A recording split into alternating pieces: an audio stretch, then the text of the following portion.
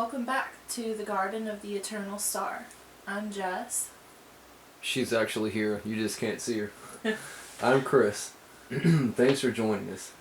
In this episode, we're going to be going over intuitive card reading and showing you two different layouts. I'll be using a deck I designed with artwork I found online. And I'm going to be using the Hush Tarot by Jeremy Hush. The layout that I'm going to be using is called the Celtic Cross.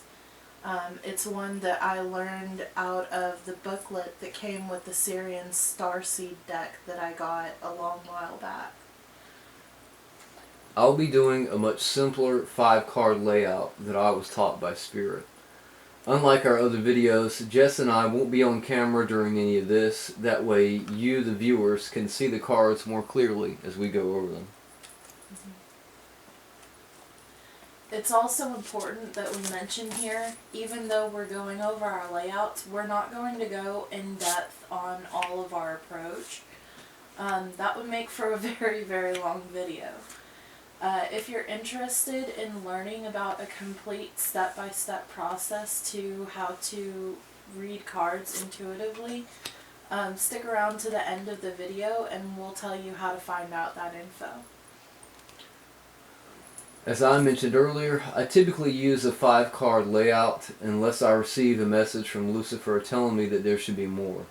Generally speaking, I don't go beyond 7, but there again, it depends on the individual reading and what messages come through. So, once I've done all the necessary prayers, I'll shuffle the cards until I get a message from Lucifer that it's time to lay them out. And now I'll go into showing you that part of the process.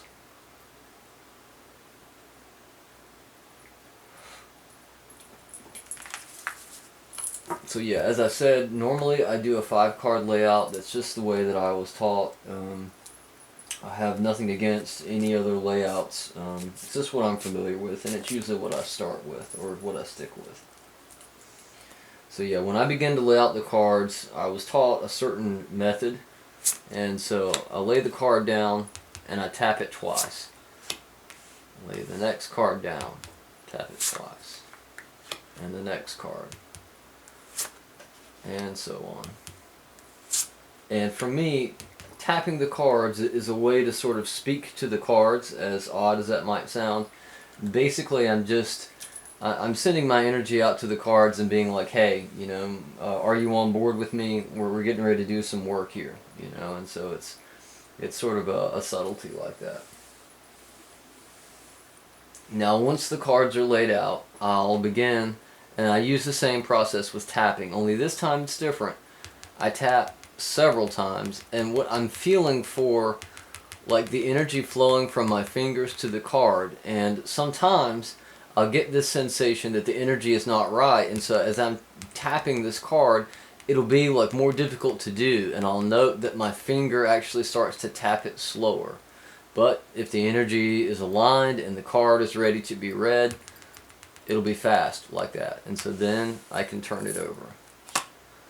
So then when I'm doing my readings, because I'm right-handed, I use the left hand as a receptor, and so I always hold the card in my left hand. And usually when I begin, I'll just do a cursory glance. I'll just look at it and see. Now this first card in my layout is what I call a situational card. And as you can see here, you've got a figure. There's some darkness in the background. Let me take a moment here and I'll see what's coming through with this card. There's definitely a feeling of looking for something, of searching. The figure here in this card is sort of looking back in that perspective, and I get this feeling of someone feeling like they are lost or in a situation where they feel surrounded by darkness and they don't know where to turn or where to go. Now there again, Jess and I aren't actually going to be doing a reading as we go through these cards. I just thought I'd throw that out there as an interpretation for that card. If anything during these interpretations speaks to you, then use it, because energy is energy and it comes to us when we need it. Very true. So once I've pulled through all the information that I need to for that first card, I'll move on to the second one. And I'll go through the same procedure. Tap, tap, tap. And it seems like this card is ready, so I'll turn it over. This card is what I consider a challenge card. It's a difficulty that concerns your situation. It's an obstacle, you could also say. So here in this instance, the message coming through here with this challenge card is something about like too many inputs. You know, I feel like whoever this reading is for, this person, like they've got friends and family and acquaintances that are always trying to be nosy about their business and weigh in their opinions of, oh, you should do this and you should do that. And so that's why there are so many figures in this card, and it gives you that sense of being pulled in many different directions. So, being overcrowded. yeah. Okay, so this third card here is the one that I call the tool card.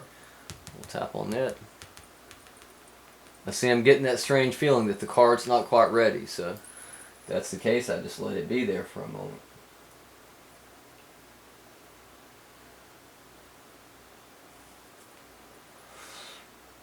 And then we'll see again. Okay, there it is. Now, here is our tool card. Now this tool card, the first image and the first message that comes through to me with this card is symbolism of sacrifice. And this ties directly to this challenge card in the sense that sometimes when we go through difficulty, if we need clarity, what we have to do to some degree is isolate, and that means sacrificing some of these connections. You know, that means not logging into Facebook and not checking your phone every 10 minutes for text messages. This is about going within, sacrificing that social network so that you can find the wisdom that you need to find. Okay. So this next card here is what I call the potential outcome card. And when I'm reading for a client, I always put that out there because the thing is, throughout a reading, like I said, you've got challenges and you've got tools that you can use to overcome those challenges.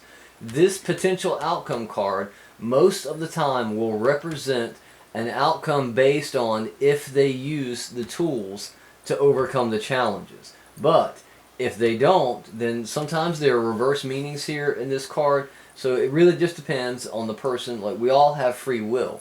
You know, you can bring wisdom from the spirits to someone, but you can't make them follow through. So I always mention that to clients as potential outcome card. Let's see. Alright, let's see.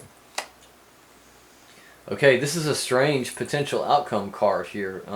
It's actually this is Constantine on this card, and he's got a skull in his hand here, and it's almost like, you know, he has found some kind of meaning. I feel like this potential outcome card is saying, if this person uses these tools and cuts out some of this source, they're going to be able to isolate to whatever degree they need to, and they're going to find some answers.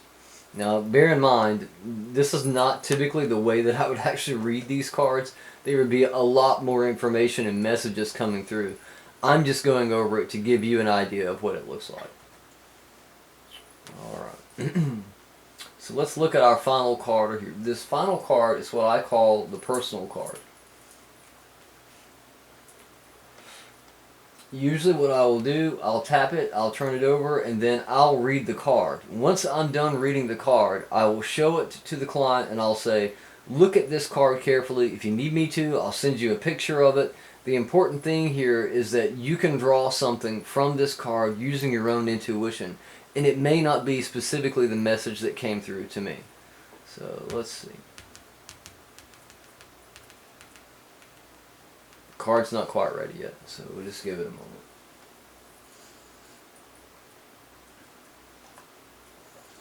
moment. Okay. Wow, okay.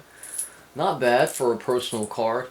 Oftentimes when this card appears in a reading for someone, the message that comes through to me is a sense of haunting or of being haunted. It could be good or bad depending on the circumstance. The message though that's coming through here to me is a spiritual connection, and I feel like that's, there again, tied into this tool card, getting away from all the chatter and the social networks and all the other people, going within, finding that answer, and a part of that answer is going to be your spiritual connection. So, I mean, overall, not a bad reading. And as I said, I, went through each card very, very quickly because the whole point of this video today, Jess and I, we're just giving you the bare bones idea of how we do some of our readings. So, yeah, I hope that was meaningful and informative. I'll flip through my deck here kind of quickly and let you see some of the other images if you're so inclined. Like I said, these images I found online. There's a company called MakePlayingCards.com, and you can basically go on there and design your own deck. Now, granted, it's not super cheap. I ended up paying close to $50 by the time I got the deck designed and had it ordered and shipped. Shipping was kind of expensive, but I mean, I got a deck tailor-made, like with the images that spoke to me on an intuitive level. So and the cardstock was really decent too. Yeah, the cardstock is really nice. I mean, if you're careful with these cards, they will last a very long time. So yeah, thank you for being with us and hanging out here and checking out this part of our readings. I'm going to lay my cards down now and take a moment for pause.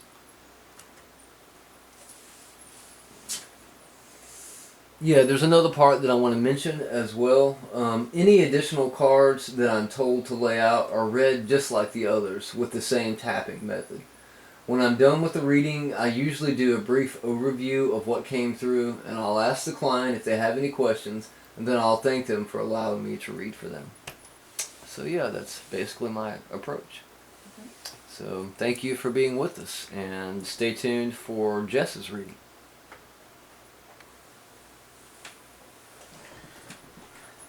Okay, so here we have my Hush Tarot. Like I said earlier, it's by Jeremy Hush. The artwork is, and you'll also probably notice it is tarot. So it did come with its own little booklet here that has its own little descriptions of what the cards mean. But as Chris and I read our decks intuitively with our own meanings that we gather from spirit and the messages that we channel, I actually have not even looked at this booklet because sometimes the meanings can bias themselves, so it usually just stays there in the box. So I'm going to be doing the Celtic Cross spread here. Also bear in mind that the Celtic Cross spread actually has like a lot of different variations on it, apparently. So this is just the one that spoke to me, the one that I would use whenever I do readings for a client. For the most part, it's actually it doesn't vary too terribly much between different ways that people interpret the layout. So you have pretty much everybody does their Celtic Cross spread layout fairly similar for the most part. So the first 6 cards that are actually in the spread, they make up the part which is called the cross. Which all of those are cards that are relating directly to you, the querent, in a personal way. So you have your first card here, which is your current situation, and that's like an overall thing going on in your life. And unlike Chris's, I can't just lay the spread out all the way because the second card goes directly on top of that card there.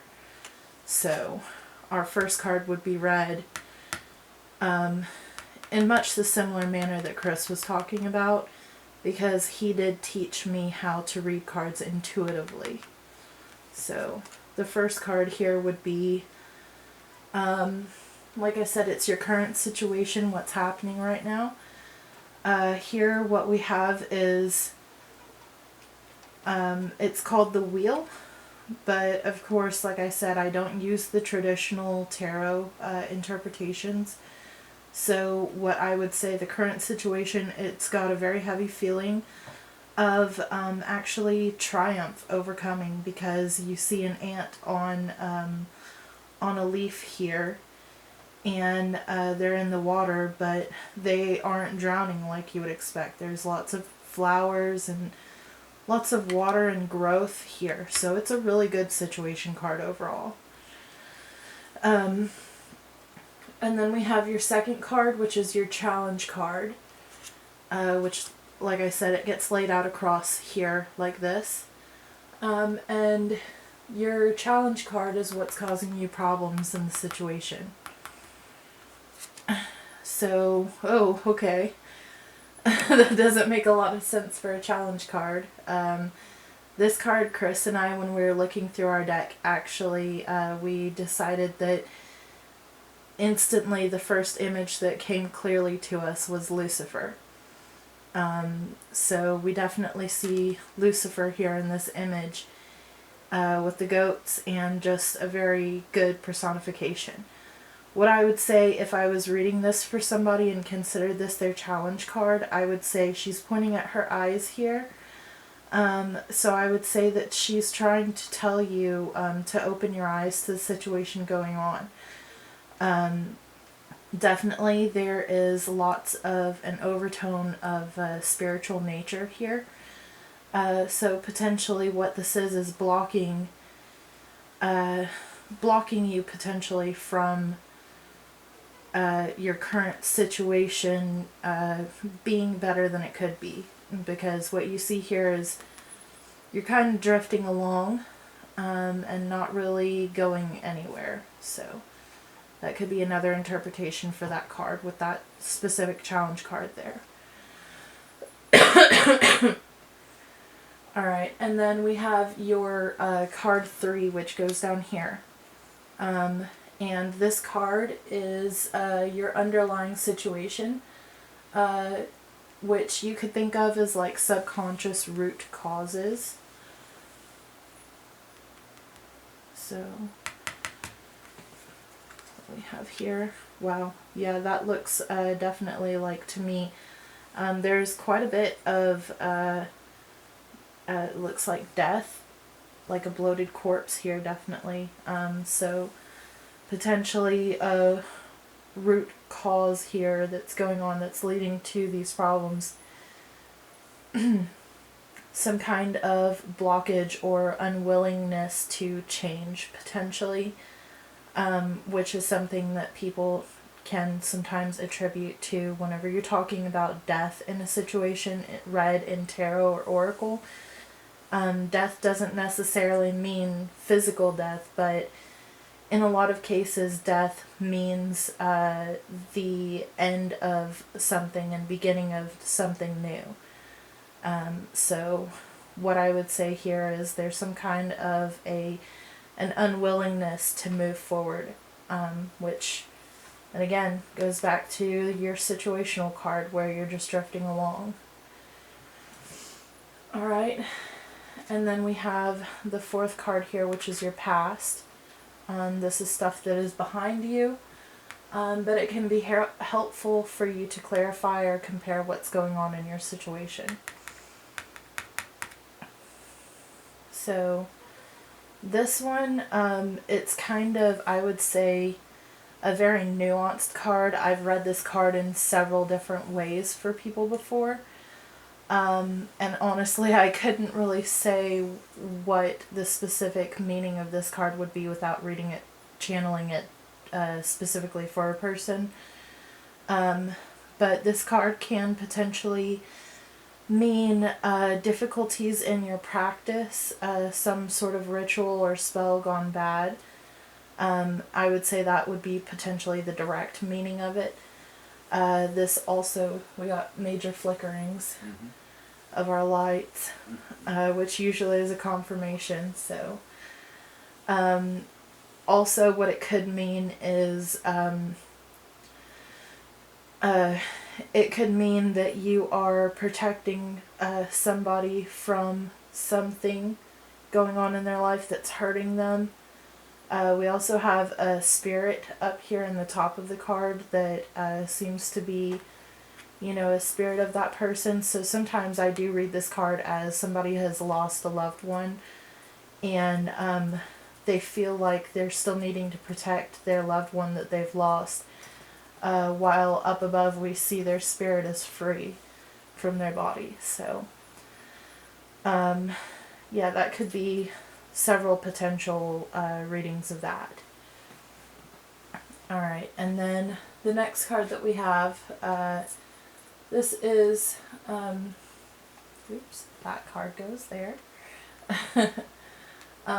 This one is, the card meaning is, it's considered what crowns you, so it's considered your achievements or your goals in life. Okay.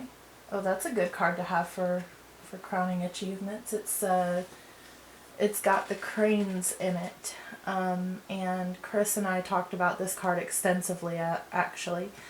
When you have a cup in a card, usually it's talking about abundance, and it's talking about, like, in your life, good things, and, talking about your cup overfloweth. So definitely a lot of good things going on. Cranes, as a symbol here in this card, they're very protective over their offspring and their partners. But also, another thing to be considered in this card, I feel like every card in this deck has a sort of a shadow meaning to it, whether it's in reverse or not. This card definitely, cranes are a solitary creature, and you can see in this card that they do seem like as though they are, they're sort of being show-offy and maybe puffing their chests out. So another potential reading of this card or interpretation of this card could be that, you are a very protective person. So, right. And then this card is your future, which you shouldn't confuse that with your potential outcome card that you'll have later on in the reading. This card is usually just a sign of what can happen in your future if you keep going unchanged down your path. So it's kind of like if you take this reading and you don't do anything with it, you're looking at this card to be your possible future, or if you never came in and got this reading at all. So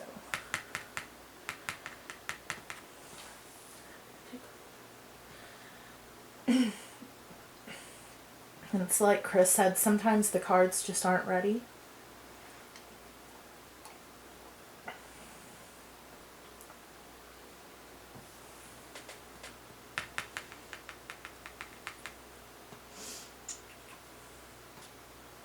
Okay, so if I were reading this for somebody, I would say that this card definitely has a tone of fear in it, like they're hiding from something. From this card, I get sort of hermit vibes. So if you think traditionally in the tarot, the hermit,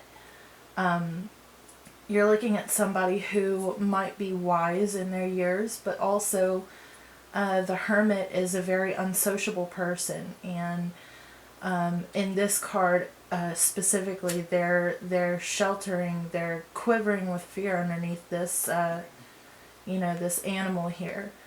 And cats, of course, I do say that cats usually have a very mischievous, playful atmosphere about them. So I would say that definitely, if I was reading this for somebody, I would say that in your future, if you continue on unchanged down your path, you're still going to be drifting here. You're still going to have problems here with not opening up and looking around you. You're still going to be having difficulties with connecting with your spiritual practice here. But we see here that the sort of boastful, overbearing, protective nature of the cranes here comes into play also here with the cat. Sort of like you're hiding underneath a playful, mischievous sort of mask or persona. So that's how I would read that for somebody. Alright, so card 7 is the first part of what's referred to as the staff. Because all of these cards are going to lead you to your best choice or best outcome. So this card is the suggested approach or an advice card. So what you would be getting from this card is advice on if you're going to continue on your path for your highest, greatest good and take this reading to heart. So. And like Chris said, I'm not really doing a super in-depth reading for any specific person here. But of course, you know, if this reading actually does make any sense to you, then, you know, potentially this was a channeled message for you. Yeah, what Jess says is very true, and going back to what she mentioned a second ago about the fact that we're not actually doing a reading, the thing to bear in mind there is once you learn how to do readings, there are other steps involved that draw in energy to you, and then you can connect your energy to your client, and like that energy brings forward the messages in the cards. So your description of one card may be 5 minutes long, or it may be 15. I mean, I have done readings that ran an hour and a half, and that's just 5 cards, you know. So it all depends on the power of the energy and the way that you approach doing it as well. Definitely.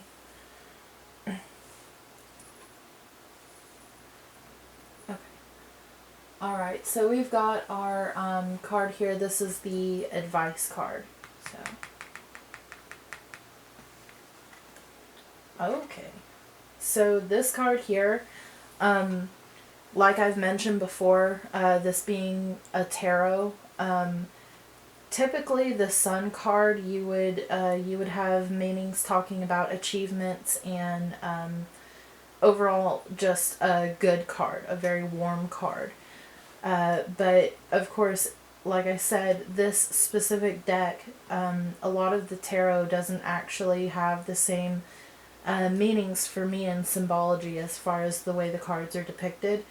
So if I was reading this card in this reading for somebody, I would say the advice here definitely is that you see that the crow here, the crow is considered a messenger bird, and specifically crows are associated with Lucifer.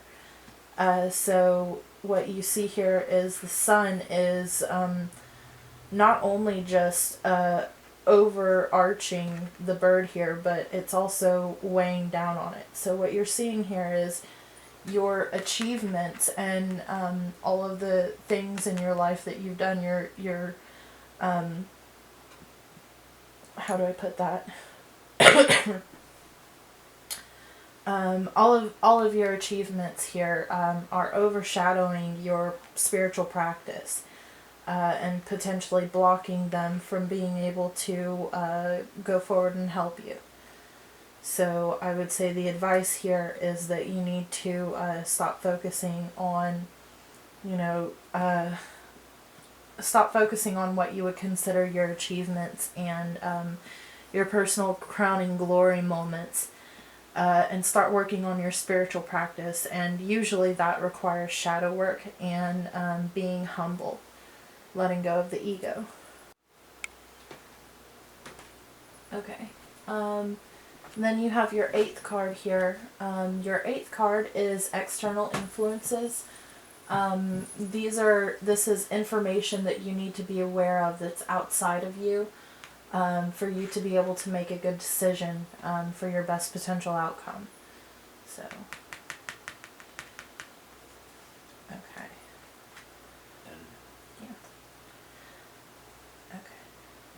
Okay, so this card here, what we're looking at is As far as external influences, we see another spirit right here in this one. So definitely there is a spirit that is trying to get into contact with the person here, trying to help them make decisions in their life. I would say what I would read from this, this woman here, you know, she definitely has a very aged, very weary look about her. And she's got a mask here. And definitely what I would say is that whoever this reading might be speaking to, there is a potential that there is a person in your life who may be telling you that they are spiritual or giving you spiritual advice, and they're maybe not necessarily what they claim to be, or they may also potentially just not be giving you the best advice for your highest, greatest good. And we can see here this bird definitely doesn't look very happy at this mask here, so I would say that there is a spirit that's trying to tell you, hey, this person's not good for you. So yeah, that would be what I would read from that card. Alright, and then card 9 here. Card 9 is talking about your hopes and fears. This card is actually incredibly important because sometimes we need to confront our fears in order to better understand our situations. And sometimes we need to let go of hopes that might be affecting making the correct choices for betterment.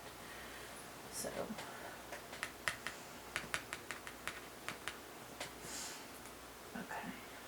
So here, this is the actual Hermit card here, but I would say definitely that in this card, and I'm going to try and put this card a little closer because there's some there's some small details in this card that definitely can be overlooked if you're not careful. So what I would say here is there's lots of crowns in this card. There's lots of brambles and lots of crowns.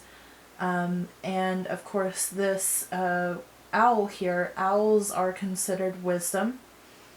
I would say that that doesn't necessarily take part in the key theme here that we're looking at though, as far as hopes and fears.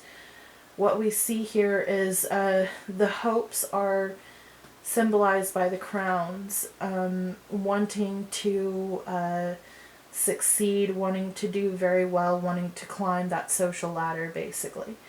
And then of course we have also a snake here, which snakes also, as I've said in previous videos, are a symbol of Lucifer. So I would say potentially this person is afraid maybe of the left-hand path or Lucifer specifically, or potentially even just working with spirits just in general. So yeah, I would say that this card being being a hopes and fears card in this reading, what we're seeing is potentially hoping for glory and success, but fearing working with spirits and beings, potentially specifically Lucifer, in order to achieve those goals. I'm getting cold chills from that. If anybody out there is watching this and this message is for them, feel free to find Chris or I on Facebook and ask for a clarification read up, because this feels like there's way more in this, like just generalized reading than I'm going over, so. Alright. And now our final card in the Celtic Cross layout, there's a total of 10 cards here. Our final card here signifies your potential outcome, which, like Chris said earlier, it should always be taken with a grain of salt. Sometimes the potential outcome, you know, sometimes it can mean like a positive potential outcome. Sometimes it can be a negative one, and of course, like Chris said, it depends on your free will. So, if you take all of this into consideration and all of these into consideration, your potential outcome card hopefully is going to show you what happens if you follow all of that. But, there again, there is a potential shadow meaning in that of what could happen, sort of like a warning, you could say, of what could happen if you take all this and don't listen to the advice. So, okay.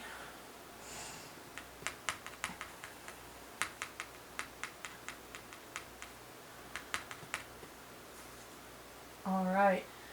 Okay. Yeah, I would say this would definitely be a potential outcome card talking about what happens if, you don't take the advice of this reading here. So what we're seeing in this card, and I'll move it a little closer again like the other one because it's kind of far. What we're seeing in this card is loneliness, definitely. There's a lot of grays in this, and this deck in particular is very colorful, as you can see. So we're seeing a lot of grays and definitely she looks very sad and depressed. Possibly ashamed. I would say that this potential outcome card is directly leading from reaching for that glory and not working with spirits. And there's no spirits whatsoever in this card. Definitely a lot of, I would say air element in it.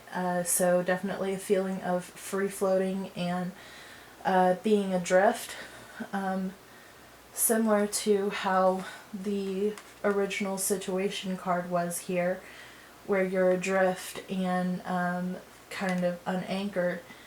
Only, of course, this card seems a lot happier, but this card is definitely more miserable. So, yeah. Thank you for listening to my interpretation of the Celtic Cross spread and my cards. I'll also go ahead, like Chris had done, and lay out a few of my cards so you can see some of the beautiful imagery that is in this deck. It's a wonderful deck. Yeah, I would say honestly, Chris has gone through this deck, and I would say sometimes you get a deck that just doesn't seem to want to read for you if it doesn't belong to you. But I would say that this deck definitely would respond just as well to Chris reading with it as it does to me. It's just got such beautiful, beautiful imagery in it in general. So.